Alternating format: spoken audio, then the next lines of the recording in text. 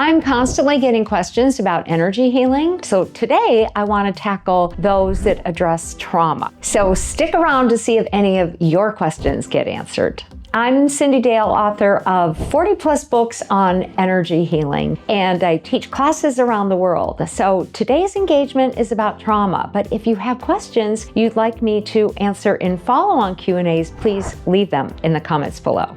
Before we get into the questions, I'm just going to give a brief description of trauma. Trauma is stress that fails to clear. Energetically, trauma can come in from the soul in past lives, your ancestors, and any time during a lifetime. Our first question is, how is trauma stored energetically? When we go through a stress and it remains connected to the body or the subtle energetic body, physical or energetic bodies, it is formulated into what I call a shock bubble. The body goes into shock, our subtle energetics go into shock, and the injured self is actually ensconced within a shock bubble. And there that injured self remains unless it is assisted and helped.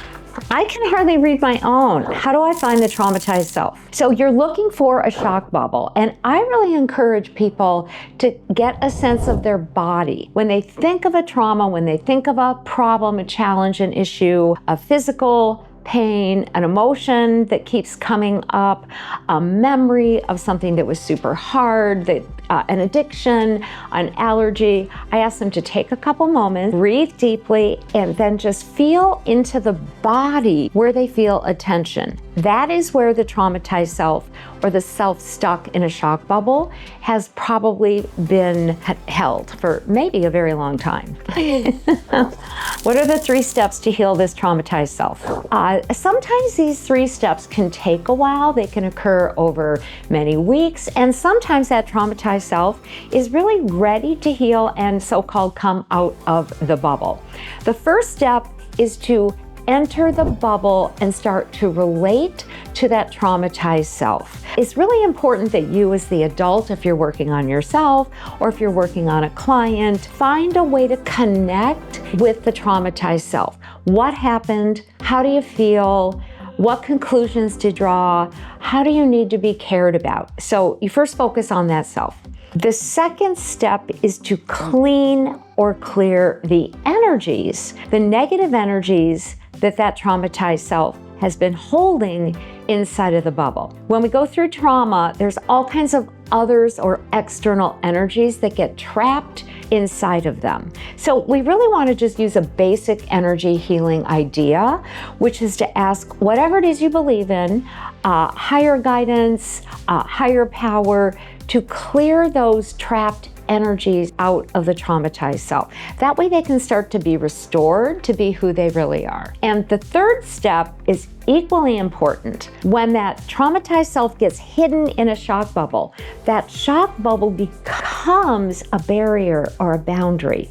Whatever happened gets replicated through the physical system. So we have to change out that boundary for a healthier boundary that's not going to keep that little self trapped or constantly refeeling the challenged feelings, and or drawing in circumstances that are similar. We heal that field, and then we allow the expansion of the healed field all the way through the system into the actual energy field of the now probably adult self. Fourth question, do I have to do this energy healing more than once? Maybe.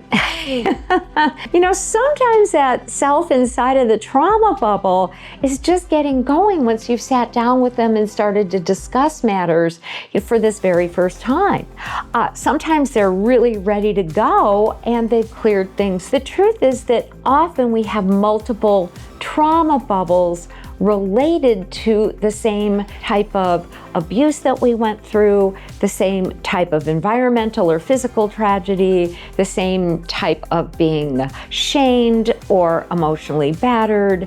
And so we may just be beginning, kind of like working on one pearl in a strand. So be loving to yourself, be patient with yourself, and allow yourself to see, yes, I just healed something really important, and maybe something else is going to arise. You can go deeper and add even more love to your process. So I've been answering some of the most common questions I get about trauma from an energetic perspective. I'd love to have you comment to share how you relate, how these ideas work for you, ask additional questions for this round of question answering, and subscribe so you can hear even more questions about all kinds of energy healing matters.